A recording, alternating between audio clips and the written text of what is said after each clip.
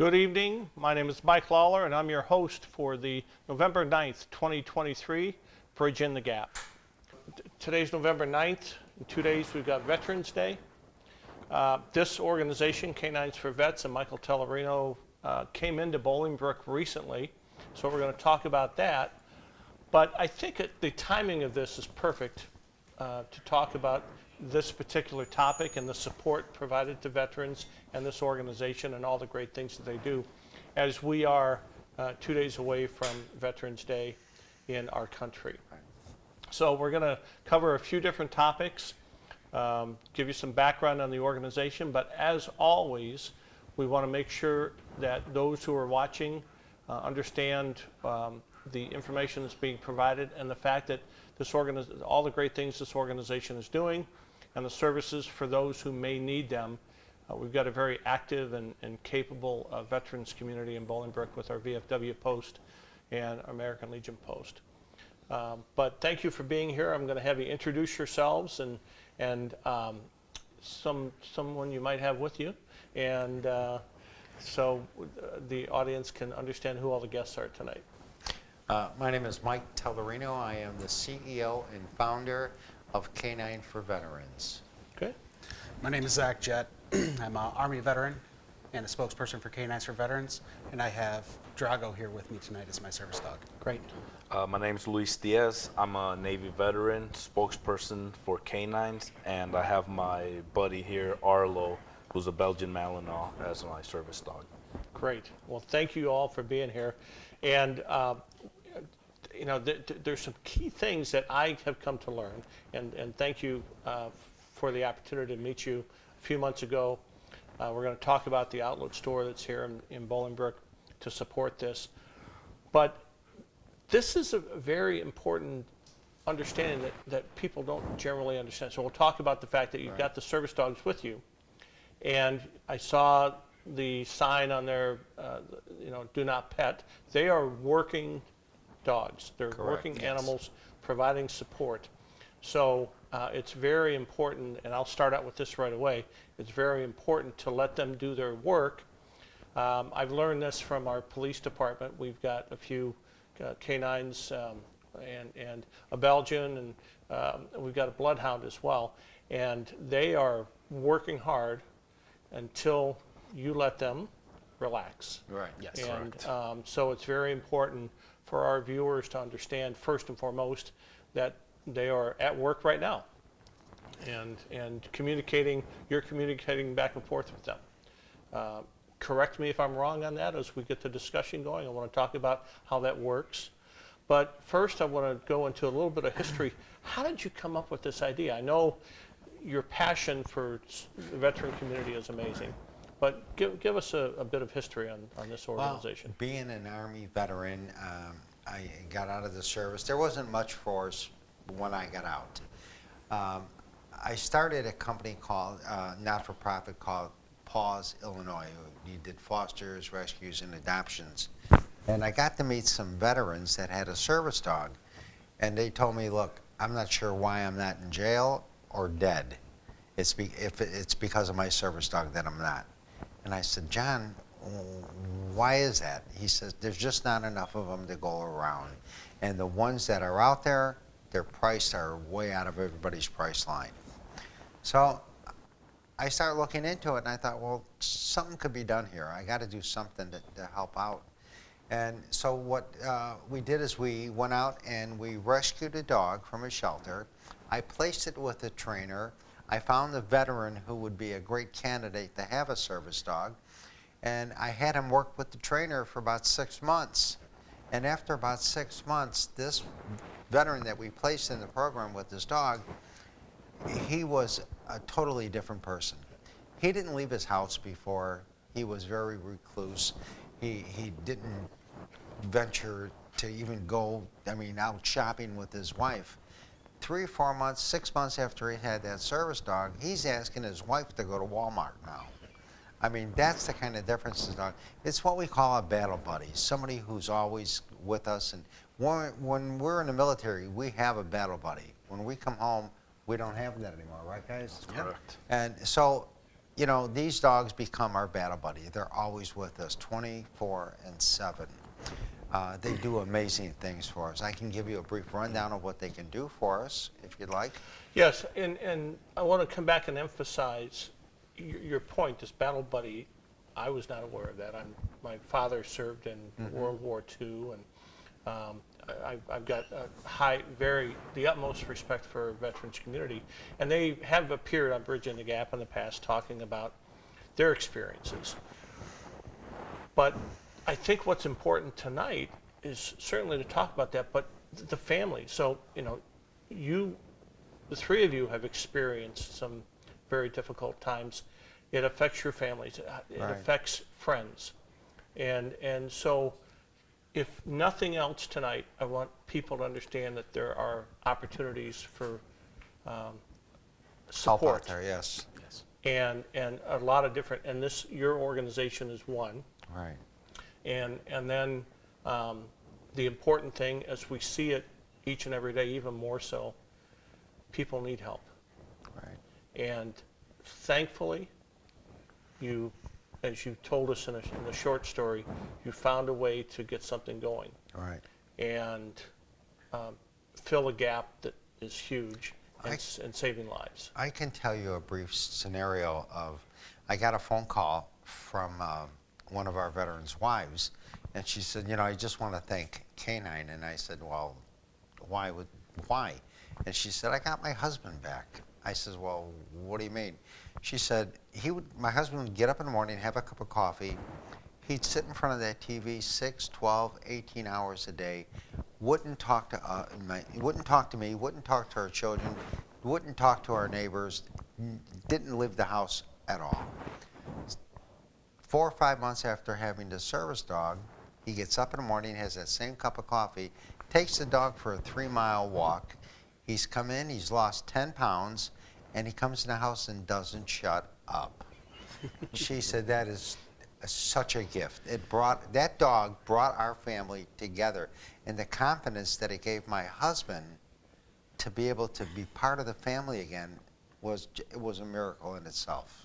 Thank you for sharing that. And, you know, sometimes you say, well, they're talking too much. No, it's good. It's a great thing. In that case, it was. Yeah, Yes. it really was. So I want to talk about the process a little bit, but before I do that, number one, you made the sacrifice to be a part of our armed forces. So ultimate gratitude for your willingness to be a part of that from me and from all of us. Thank you. One of the things that I'd like to share as part of the show with each month we do a different topic, but the key thing is I want people to understand that there are ways for them to get involved. And so part of what I'd like you to share is an influence. You're serving our country, and whether active duty or not, you're still serving our country. Correct. What influence did you have in your life to bring you to the point of being willing to do what you do? You know, our veterans, we have 22 veterans a day committing suicide.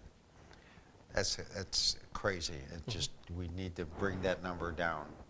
These veterans need all the help they can get. And the hardest thing for a veteran to do is to ask for help. So when we find a veteran that needs help, you know, we gotta let him know that it's okay, that you can ask for help. Help is here. But a lot of the veterans, there's a lot of services out there that our veterans just are not aware of. So with your broadcast tonight, hopefully we'll be able to let veterans out there that are viewing this show know that, you know, it's okay to ask for help. It's actually a great thing to do that. Right, exactly. Because that takes a lot of courage to ask for help. That's the first step in getting better. Yeah. If you have to acknowledge that you need help. If you don't acknowledge that you need help, you're never going to get better. So who in your life influenced you to be the person you are? And I did not ask you guys to prepare for this, so Right. it's a spontaneous question, maybe on the spot, and you don't have to answer. My So you father- get to go first, and Yeah. then you get to think about it. My father was a huge animal lover. He used to bring home strays all the time. And I guess he embedded that in me. And when I seen what these service dogs can do for our veterans, I just knew it's something that I had to do. Yeah. Because it's a total game changer, as these gentlemen will tell you. It just, I can't begin to tell you the difference that these service dogs make in a veteran.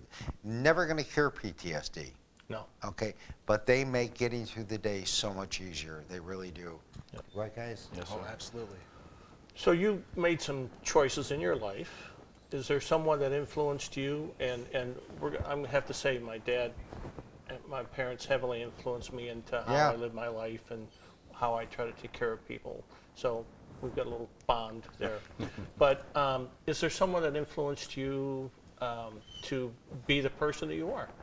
Well, as I was growing up, my stepfather was a big part of the American Legion and VFW, and I was introduced to a lot of veterans, and it kind of drove me a little bit more towards the military side of things. There were a few veterans that were a part of those organizations that kind of talked me into the whole process. Mm-hmm. And whenever I got out, I had seen what PTSD did to a lot of the veterans I served with. Yeah. So I decided I wanted to do something more, and I could never find something. About 3 years ago, I came to K9s as a veteran, and we worked with my first service dog for about 2 years, and he unfortunately had to be retired. He had a medical condition. He's still at home. He's relaxing, and I started all over with Drago here about 9 months ago. Well, fast forward now, I'm speaking with K9s. I wanted to do more for the veteran community. I wanted to do more to help people with the same issue that I had. Mm-hmm. And K9s was kind of proof in the pudding for me, and showing that there is other resources out there other than just going to the VA and receiving treatment that way, which is not always foolproof. Right. So, Thank you for sharing. thank you. Well, Mike, growing up, you always have your parents, your grandparents that have a heavy influence. But for me, having those influences was helpful, but it wasn't until the military and post-military that my wife had the biggest impact. Because one thing that a lot of people don't understand is that we're not the only ones who serve. Our families serve as well. So when we're going through these episodes, we're not doing this alone. We're also hurting others. And it's a hard thing as a service member to admit that we have an issue. Mm-hmm. So to be able to go out there and get the help and find organizations like K9s, because as everybody knows, there's a lot of organizations out there, but not all of them are the same. And I keep saying, and I'll tell anybody that'll listen, we raised our hand to volunteer and protect our nation. But K9s also raised their hand and invited us into their family. So like Zach said, now that I'm in a position to be able to give back and help another veteran like myself, like Zach, get through those processes, I will do it any time of the day. And I don't know if Michael knows, but this whole K9 organization isn't just a simple training your dog and getting somebody ready to help you, but it's a form of therapy. You meet so many veterans that have the same issues and you can relate, something that you can't typically do with another doctor, Right. and they'll never understand.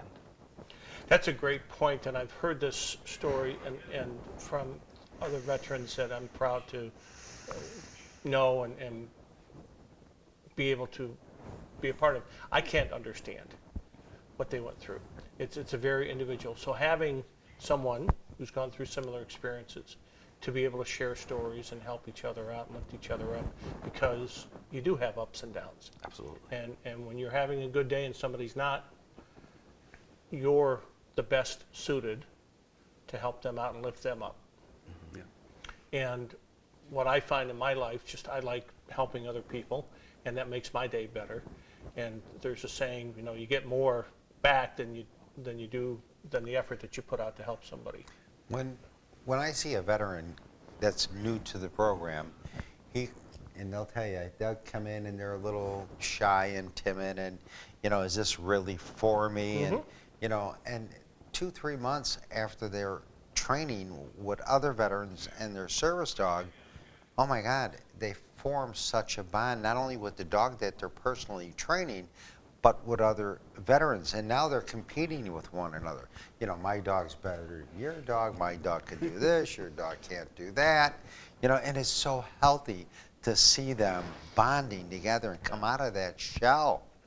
It's just it's a gift that keeps on giving. So let's talk about the process for a moment, and then I want to hear how you found or how you were found by the organization, if you don't mind sharing that. Absolutely. And as we talked about ahead of time, whatever you're comfortable sharing. Right. But I'm going to put you on the spot.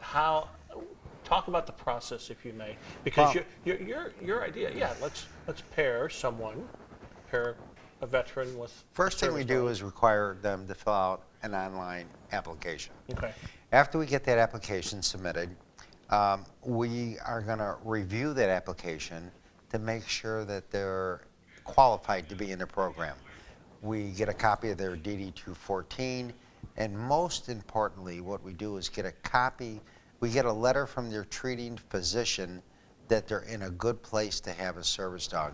Because along with PTSD, there's a lot of veterans that have anger issues. Okay. And we never want to place a dog in a veteran's home that's having anger issues, because typically you lash out at the person you're closest to, and in that case that would be a dog. So we're very adamant that we get that letter from their physician that it's in a good place. Once we get that letter, we get all their paperwork.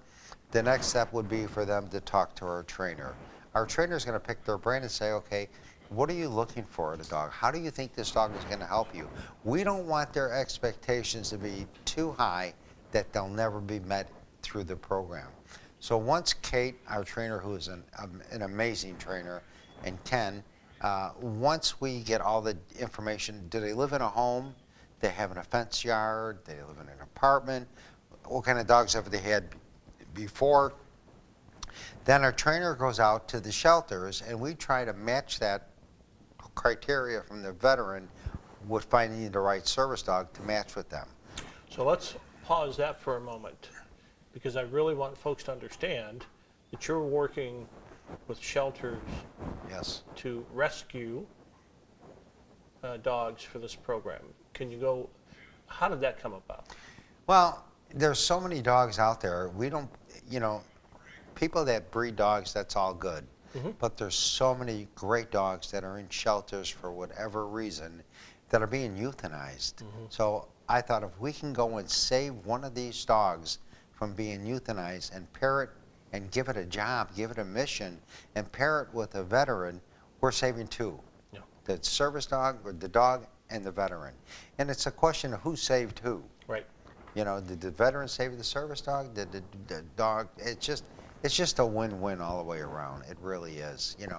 After our trainer feels that Kate found the right dog for this veteran, what we do is we have them bring their entire family to the training center.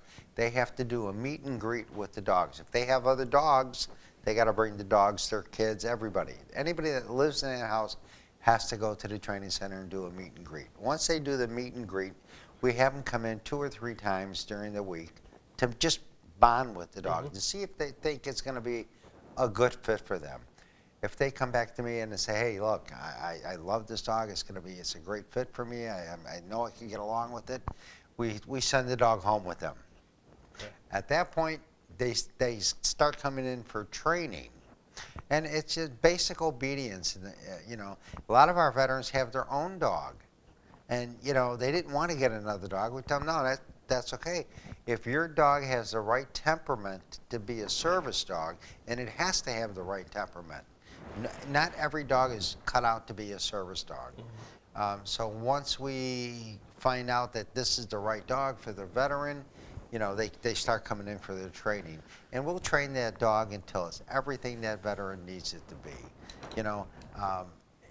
But you have to make sure the veteran is ready to go through the program, because it's not an easy program. I mean, there's a lot of dedication that you have to do. When a veteran, when he gets home before he gets a service dog, there's no reason for him to get up in the morning. Right. Now, when you got a service dog, you got to get up and feed that dog, walk that dog, groom that dog.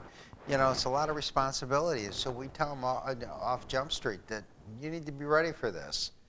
You know, because we don't want them to come in the program thinking this is going to be a cakewalk, because there is a lot of work to it.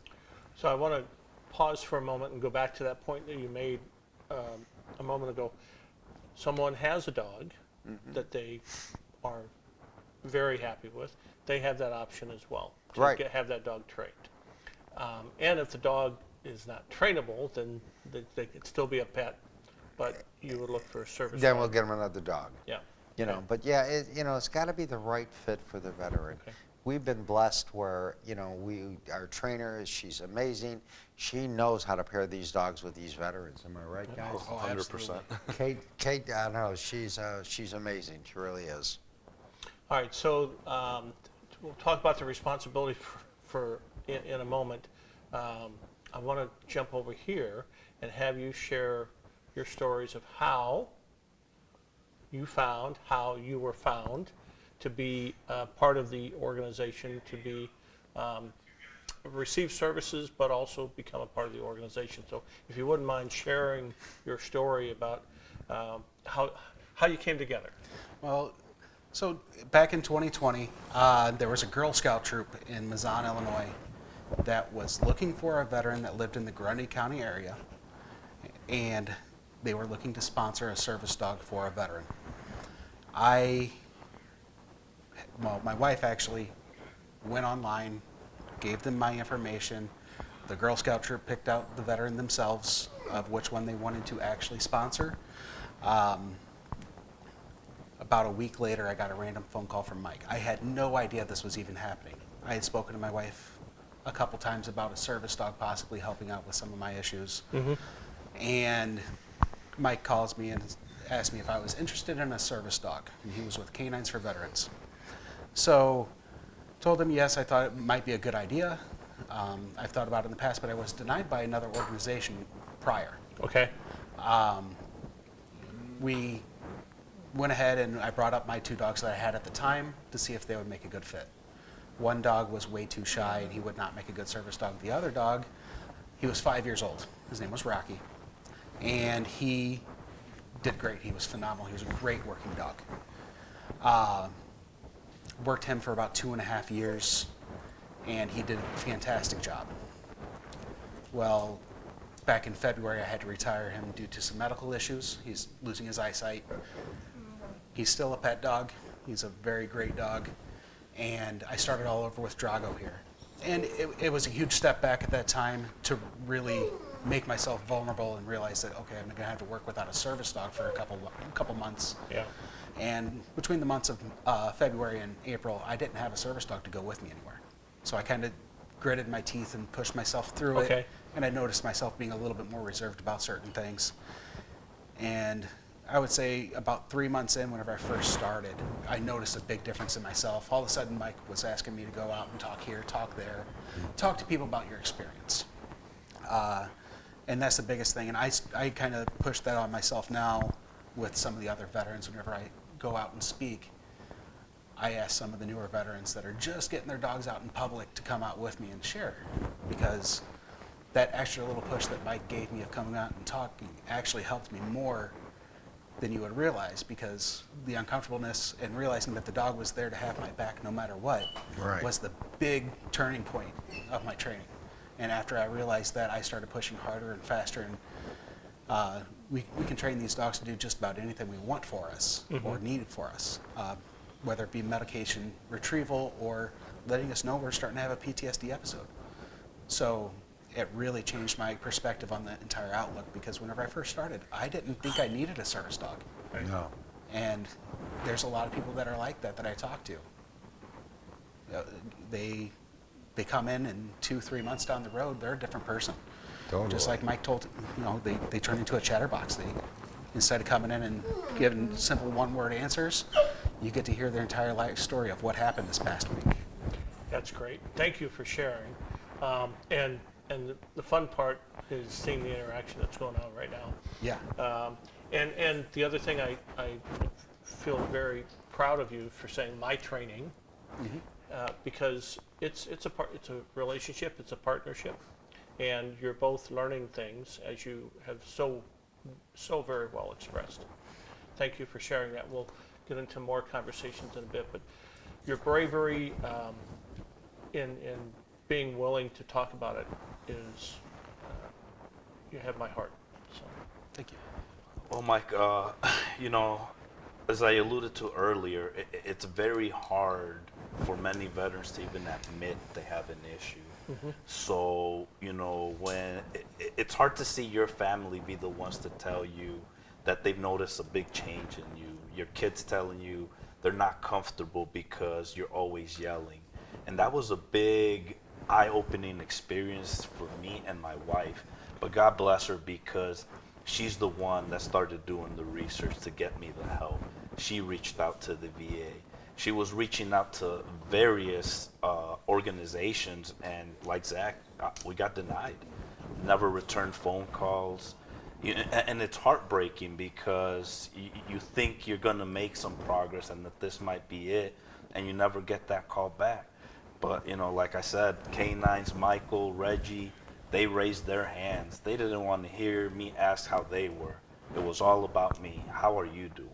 What can we do? Well, you know, I just got to get my paperwork. You know what? We'll get to that later. Like, you know, are you okay? And that to me and my wife was huge.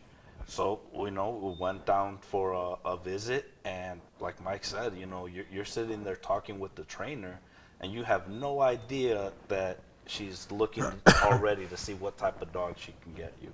I wanted a small dog, beagle, lab, something calm, and they laughed because I got the opposite. I got a high energy dog, big, you know, likes a lot of attention, but you know what?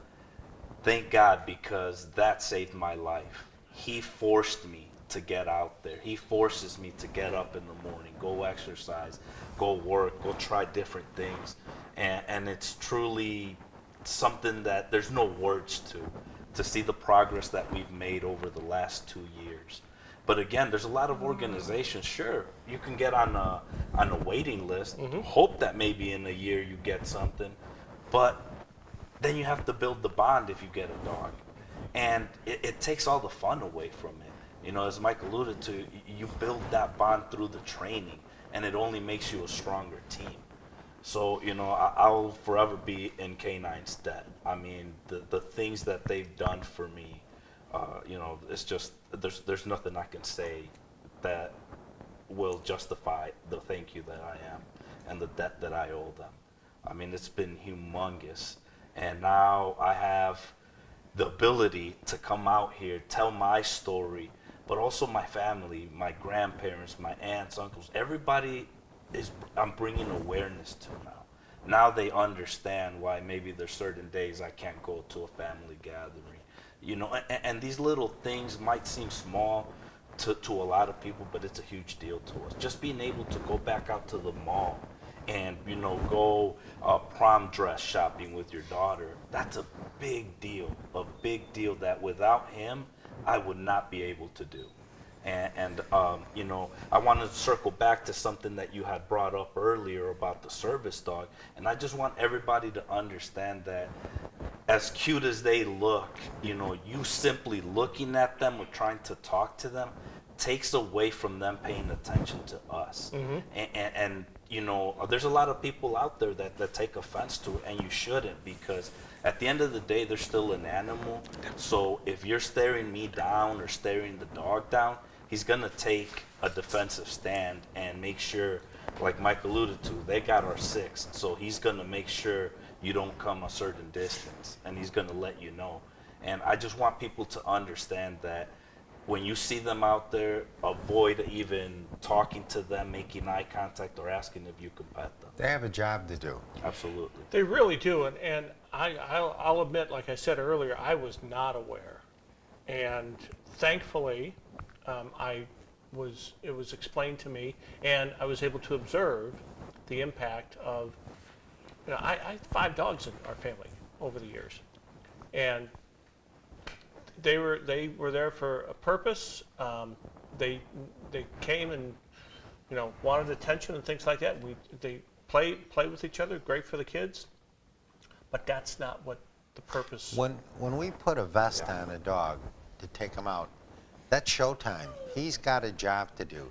When we bring that dog, take that dog home with us, we take off that vest.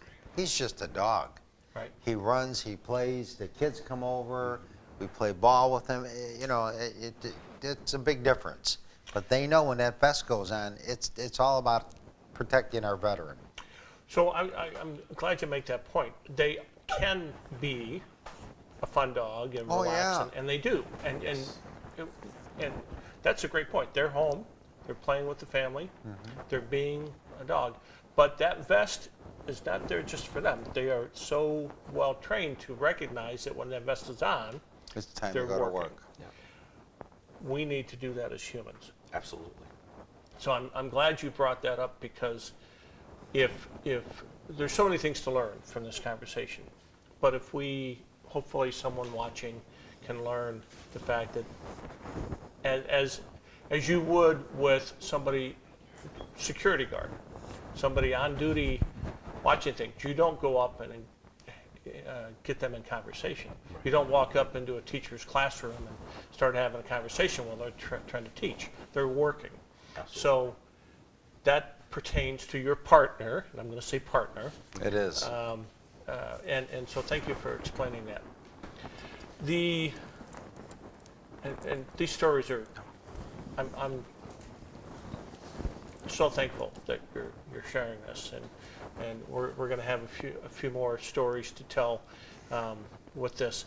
I want to get back to, or help folks understand, a couple of things, and you've become involved. So your next assignment, or my next request or question will be, and you alluded to it a bit, how you got involved and what you're doing as a spokesperson, a volunteer, supporting the organization. But let's go back a little bit further. This is not something that funding is readily available. So you've done a couple of things to secure funding. Even though you're rescuing dogs from shelters, there's a cost to that. Sure. And we talked about this when I first met you a few months back. Where did I meet you? Where did we meet? At the Promenade Mall in Bolingbrook at the K9 for Veterans Outlet store. And where can that be found? At Bolingbrook Promenade Mall. It's right next to Macy's and right behind the site of Benny's. Okay. And the important thing there is I stopped in past couple of days, and I've fed one of my weaknesses. I got a package of cheddar popcorn. And Reggie helped me. Yeah, Reggie's good at that. She was kind enough. But let's talk about that operation. And then out of that, so that's a funding source, but how can someone help with the funding for this very important initiative? Yeah, we have a lot of veterans products in our store. In fact, we have one wall that's dedicated to veteran-owned businesses. We got popcorn, we've got Patriot popcorn in there, we got Gun Barrel coffee in there, we've got 1791 candles. 1791 Candle Company. We're focused on helping the veterans, even through our store. The store was Reggie's idea, our vice president.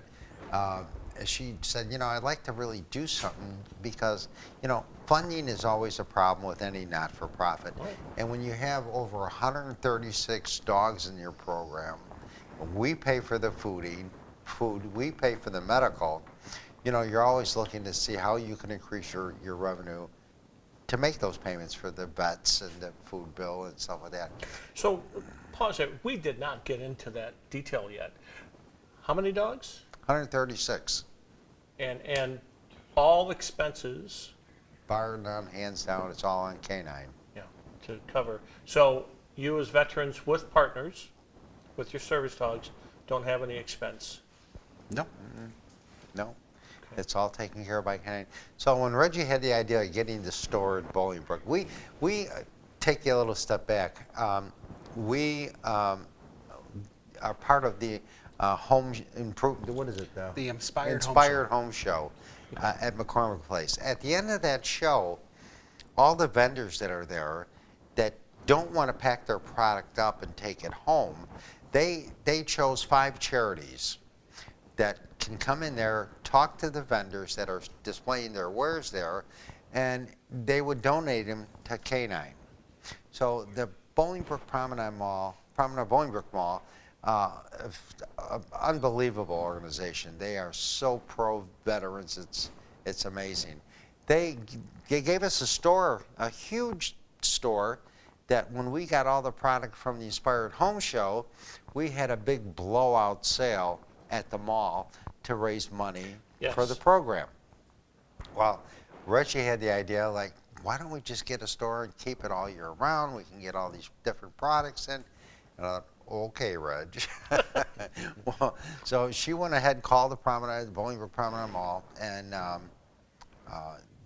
Chris there said, fine, come in and look at one of our stores. So Reggie went in, looked at the store. We said it was a great fit for us, and that's how it began. And that helps us with money for the food and medical bills. But you're also helping other veterans who are producing or providing the product to be sold in that store. So there's so many layers of good going on here. Absolutely. You know, I mean, there's so many things that we need to do to help our veterans. Yeah. And, you know, we got a lot of veterans that are out there that are struggling every day. So when we called, you know, like Patriot Popcorn and said, hey, we'd like to get your product in our store, they were just elated, you know, because it's helping them. It helps us. It gets the word out that there are veterans organizations. So if there's a veteran organization out there, you need to support that. Yes. You really do. Absolutely. You know, go out of your way and say, you know what, let's, you know, instead of going here, let's go there. And let me give you my perspective on this. It's tough enough for an individual to set up their own business. That takes a large amount of bravery, planning. And this is a compliment to the veterans who are already, they've got some issues going on, and they're taking the step to go become even more brave and work through all the issues of someone who struggles with each and every day in being a business owner. And so they're making even more effort to make that happen, which is all the more reason to support the veteran business. It's a great opportunity for them. So let's go back a little bit. You got the organization started, funding, and my lead-in is to have you explain how people can donate, but where do you find funding today? Well, we have a lot of corporations that are now become really aware of who we are and what we do. We've been doing this for 7 years now. Okay. We've got a great track record with our veterans. You know, having 136 veterans in our program, we've not lost one to PTSD suicide.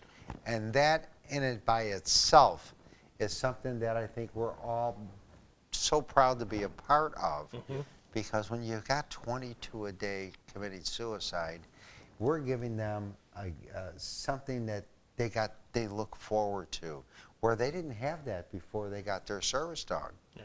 You know, I mean, we're so used to being told what to do, when to do, how to do it when we're in the military.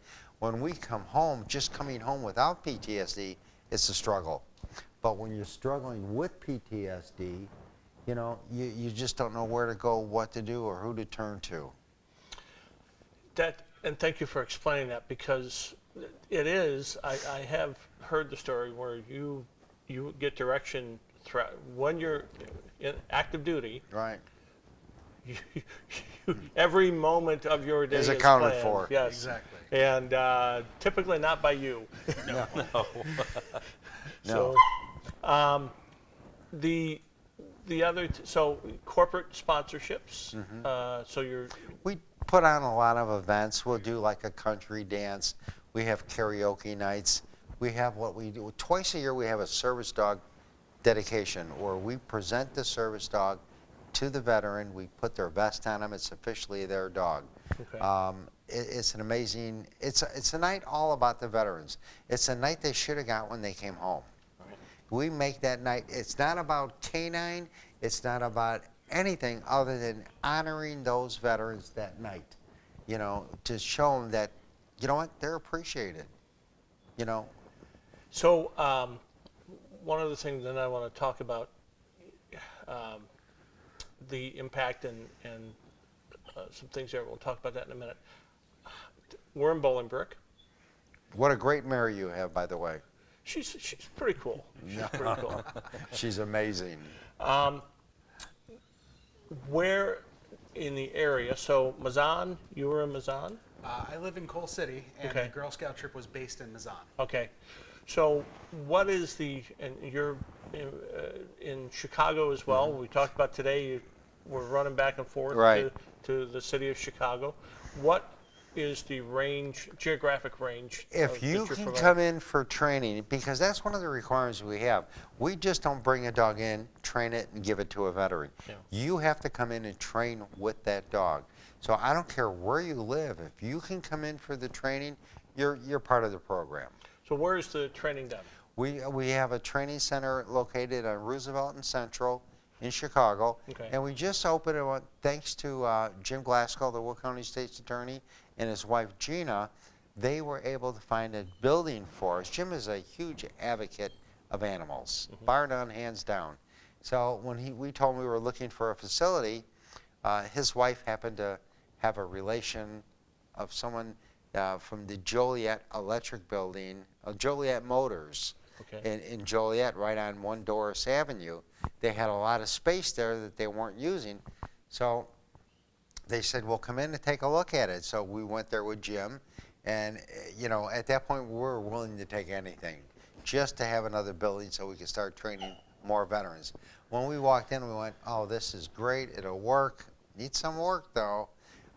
So Jim Glasgow, he got a hold of Terry Darcy, Yes. who is oh my God, Terry's another amazing man. Anyway, he came in to look at the training center. He came in and he had that place fixed up from floor to ceiling. New paint, everything. They put rubber matting on the floor so it would be easier on the dog's feet for training. Just everything. I mean, we've been blessed. So it's just, you know, so we got the 2 training centers, one in Joliet and one in Chicago. Okay. Good. You know, so, you know, with the Joliet Center, we're able to train many more veterans. So I'm going to have you describe the training program and bounce off each other how you wish, but it's not one day. No. Oh, absolutely not. So maybe talk us through a little bit of your experience with the training program and length of time. It's several months we talked about, but your personal story of the training that you went through and the steps that you did to complete the training. Yeah, so the training, it starts out really slow. Like Mike said earlier, we start off with obedience training. Our trainers, Kate and Kyle, both are great trainers. They'll guide you through the whole process. If you ever have any issues whatsoever, they will help you. But once you get the process of obedience down, and you start building confidence in the dog by doing agility training. Well, the agility training is both a blessing and a curse, because once you start agility training with the dogs, they start learning that they can climb stuff. That's all they want to do. Like your lap? Like my lap just now. So actually what he's doing right now is an alert. I ignored him for so long, and I tried getting him to stand down, and we're working on that right now. He's in training. I've only had him for 9 months. So what he's doing is he's trying to do whatever he can to get my attention on him instead of whatever else is raising me up. I was going to ask you that, so thank you for explaining what was going on right there. So once we get so far with the obedience, we work on alerts. So almost all of the PTSD is anxiety related. They'll have very similar reactions. Mine is clenching my fist. I'll sit here and I'll ball my fist up repeatedly, and he'll stick his nose right in the palm of my hand. And we will do whatever type of alert that somebody requests. Okay, if you want something more in your face, we can do that. If you want something really subtle, great, we can do that as well. And you're learning that together. Exactly. That's the And best part of the program. it took me a year and a half with Rocky, my first service dog, before I figured out what I was actually doing whenever my anxiety was going up. Really? It took me a year and a half to figure that out myself. Wow. It was shortly after I came back from an inpatient treatment up in North Chicago to get some extra help with my PTSD. And my doctor pointed it out to me. Well, every time you start talking about your issues, you do this. And it kind of clicked in my head that I was doing that the entire time. So now, whenever I talk to veterans along the way, I tell them, hey, start thinking now of what you do.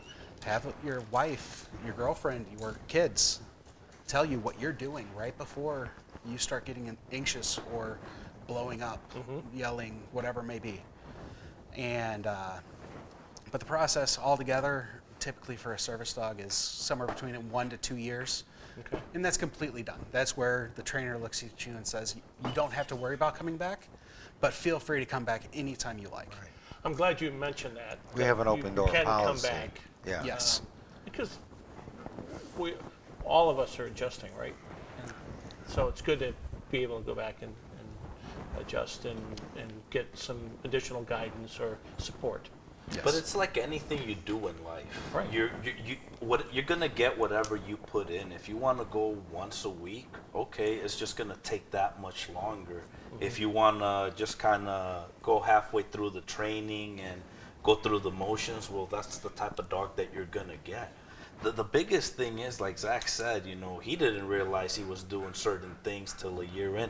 It's not just training the dog, but it's also training yourself, because you need to be aware of those little things. To a lot of people, it may seem like the dogs are misbehaving, but they're not. They're alerts. For instance, if he's alerting him right now, a lot of people would think, oh, well, that dog doesn't have the obedience.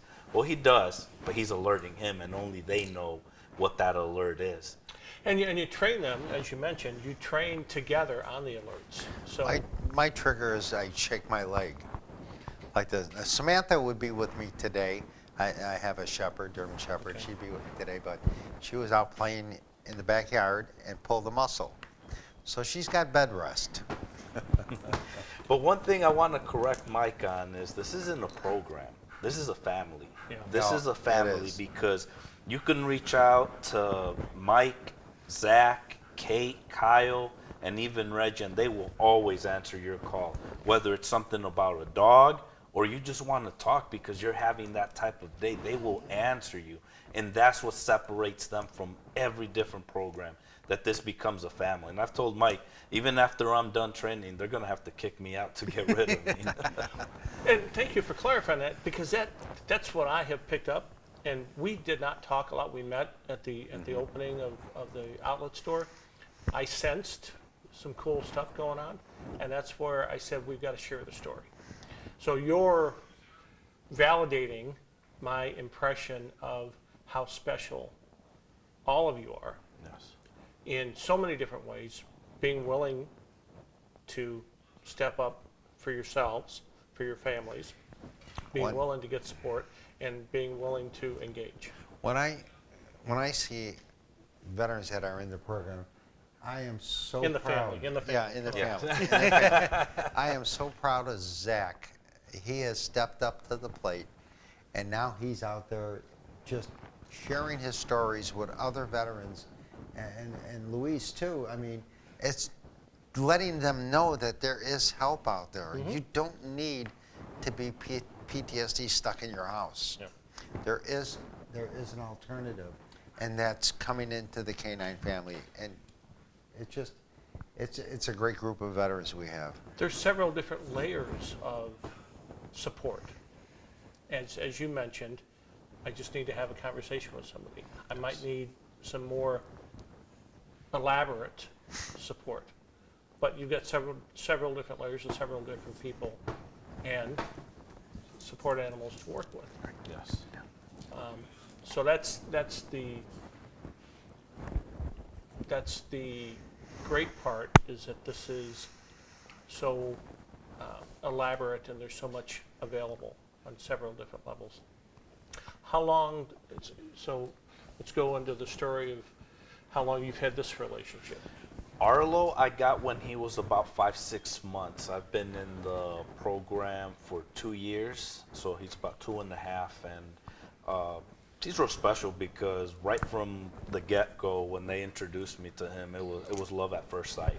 I mean, even with my girls and my wife, everybody fell in love with him, and he was able to pick up on a lot of my emotions fairly quickly. And again, it's just building that bond and going through the different scenarios together, as opposed to getting a trained dog and then having to build the bond and work backwards.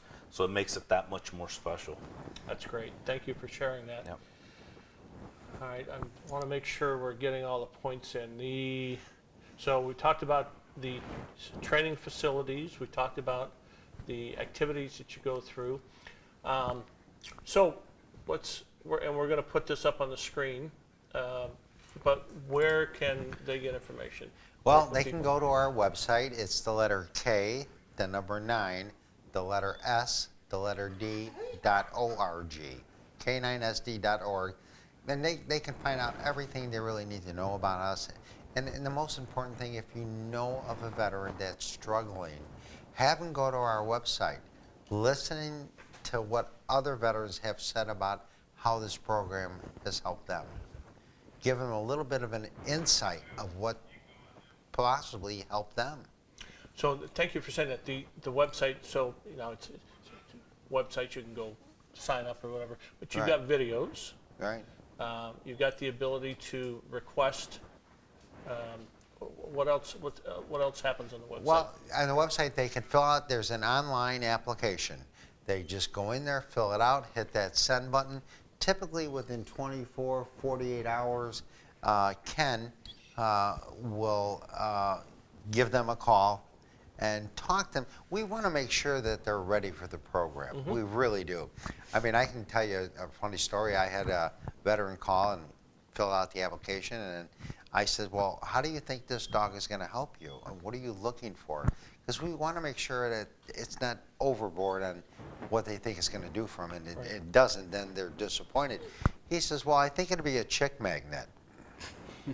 Well, I don't really think this is going to be the right program for you. Well, that's an indicator. Yeah. Yes.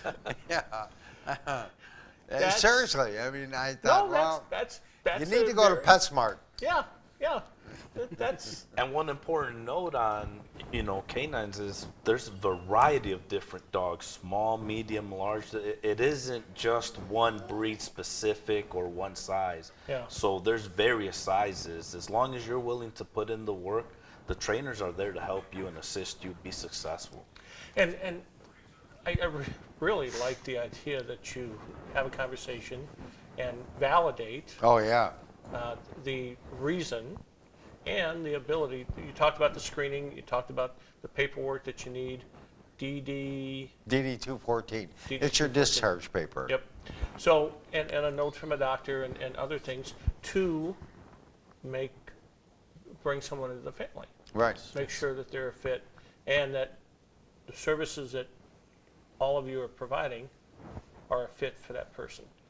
You know, when we give a veteran a service dog, when they come in the program, I don't think we've had maybe one or two that just totally said, no, this isn't for me. But we had really given him a dog, and he said, well, you're going to take my dog back? No, that's your dog. We would never.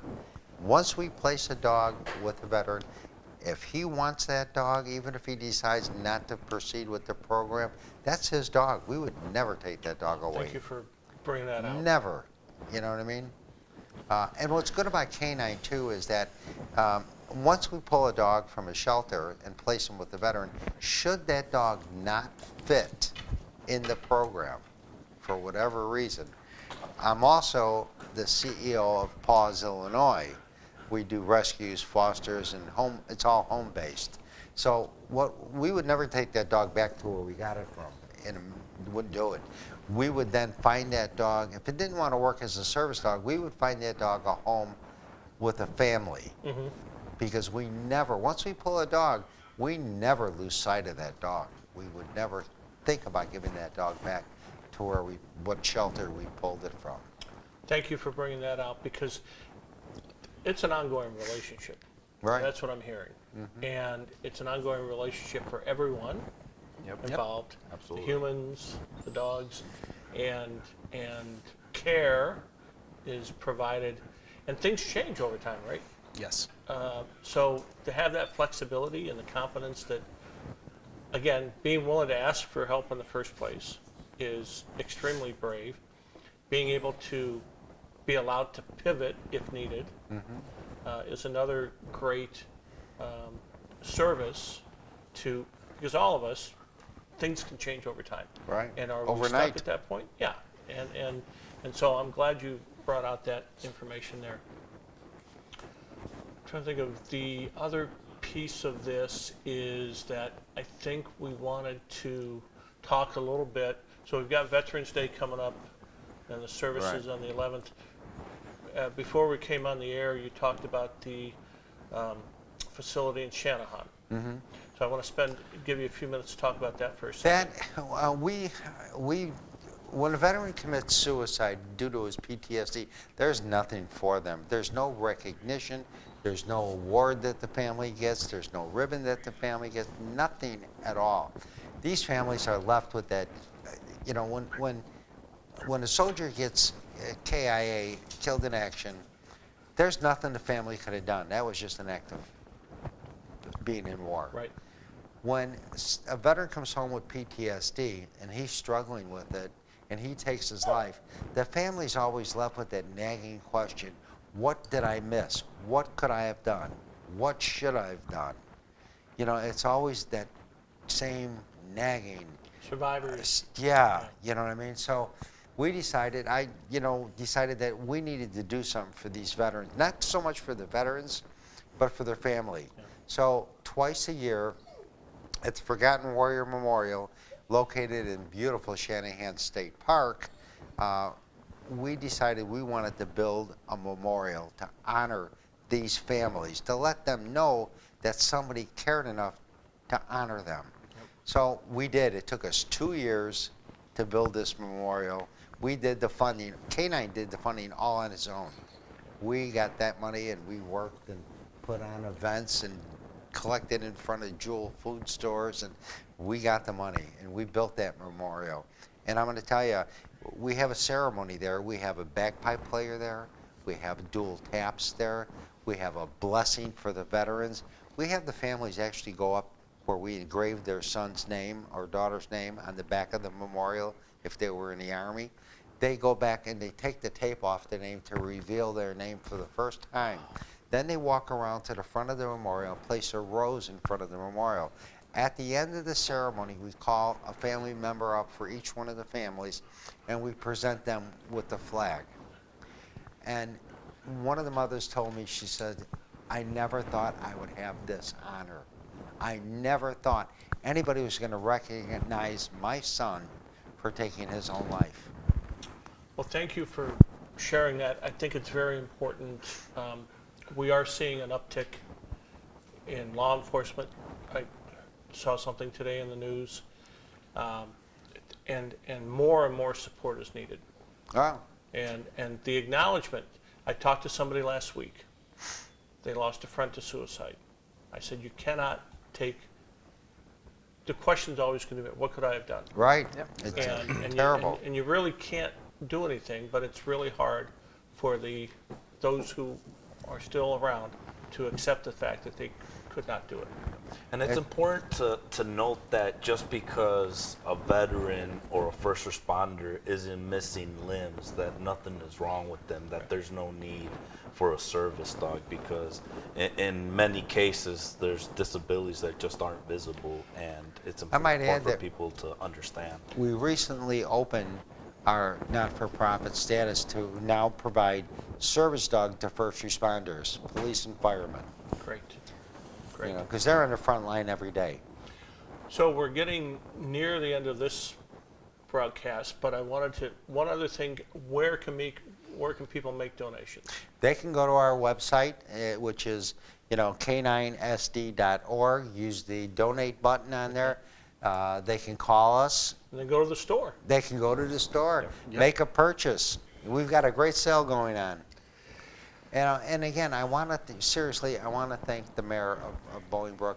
She was so instrumental in helping us get the clearance that we needed for that store. I don't think we could have done it without Mary's help. Yeah, Mary is passionate about helping others. And, Right? She's an amazing lady. yes. She really is. I want to thank Bolingbrook Community Okay. Television for giving us the opportunity to share this story, and I want to thank you for being a part of this. Thank you for having us. Thank you. Quite welcome. This has been Bridging the Gap.